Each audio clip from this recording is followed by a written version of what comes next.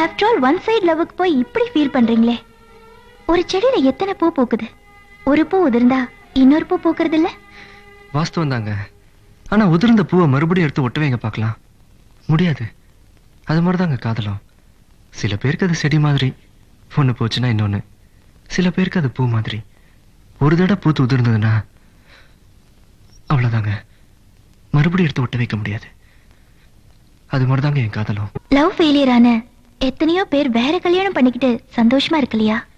இருக்காங்க. ஆனா அவங்க சந்தோஷமா தான் இருக்கிறாங்களான்னு நமக்கு எப்படிங்க தெரியும்? எங்க லவ் ஃபெயிலியரை வேற கல்யாணம் பண்ணிட்டு வாழ்ந்துட்டு இருக்காங்களே, அவங்க ஒவ்வொருத்தர் நெஞ்சையும் தொட்டு சொல்ல சொல்லுங்க பார்க்கலாம். என் மனசுல அந்த பழைய காதல் இல்ல, எல்லாத்தையும் மறந்துட்டு வாழ்ந்துட்டு இருக்கேன்னு. நிச்சயம் முடியாதுங்க. 100 வருஷம் ஆனாலும் எங்கோ ஒரு மூலையில அந்த முதல் காதலை வந்து ஞாபகப்படுத்திட்டு தாங்க இருக்கும்.